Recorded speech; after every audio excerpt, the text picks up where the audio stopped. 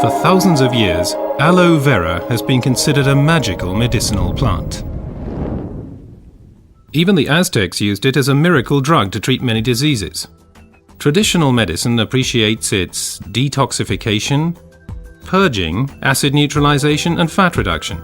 According to modern research, it has a positive effect on blood sugar levels and blood lipid concentration, including cholesterol levels. But aloe vera is not always aloe vera. Real aloe vera, the Aloe barbadensis, is a desert lily and is cultivated in arid regions, primarily in Central and South America. The effects of aloe vera are strongly dependent upon how it is processed, and the differences already begin with how it is harvested. In order to avoid damaging the plant, the leaves should ideally be cut by hand. As the outer skin of the leaf contains poisonous aloin, a substance that protects the plant from animals and has a laxative effect on humans, the skin must be carefully separated from the inner leaf gel. This leaf gel is the most valuable part of the aloe vera plant.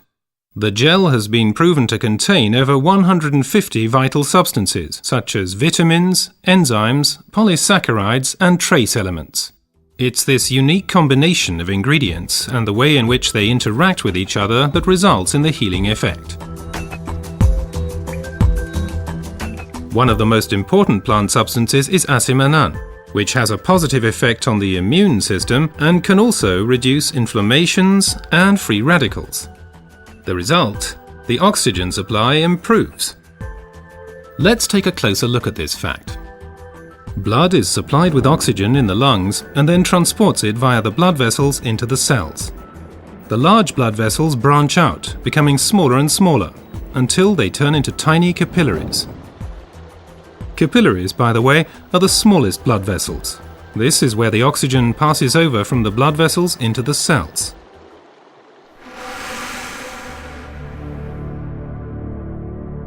Poor eating habits, environmental pollution, stress, and increased physical effort weaken our immune system. Free radicals have an easier time of things and can cause microinflammations throughout the body. These inflammations can damage blood vessels and result in a thickening of the fine capillary walls. This swelling constricts the flow of blood, slowing down the blood cells on their way through the capillaries, which, as a result, impedes the oxygen supply. And it's here that the aloe vera acts. It reduces the swelling on the capillary walls. The blood cells can flow faster again, and the oxygen supply is improved. Furthermore, toxins and impurities are removed more quickly. The latest studies have revealed that other natural substances can improve the effects of aloe vera even further. These substances primarily include silicon, but they also include evening primrose and alkaline minerals. But first, let's look at silicon a bit more closely. For our bodies, silicon is life essential and a structure-building element. We already know it as quartz sand, as it occurs in stones and cement.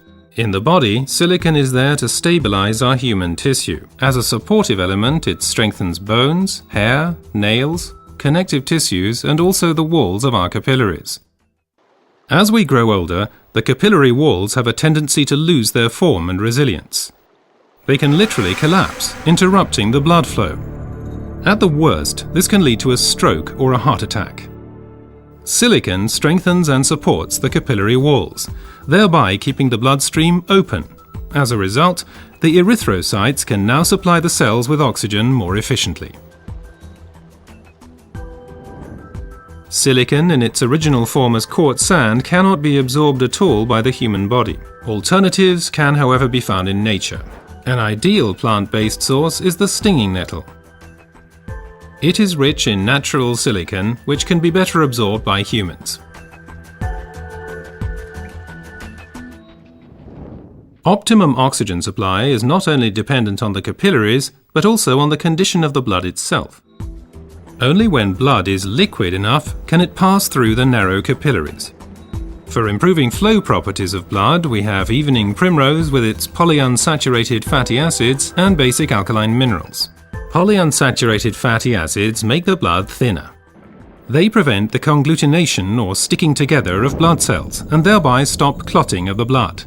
Alkaline minerals support the elasticity of the red blood cells, thus helping them to pass through the tiny capillaries more smoothly. Both help to increase the blood's rate of flow and thus contribute to maintaining an optimum oxygen supply. So let's review the main points again. The supply of oxygen to our cells is a vital prerequisite for our overall health and also helps to safeguard us against serious illnesses. Aloe vera, with its decongestant effect, improves the oxygen supply. Silicon strengthens the vessel walls and keeps the bloodstream open. Reinforcement comes from evening primrose and basic alkaline minerals. What traditional medicine has known for a long time has now also been confirmed by modern research.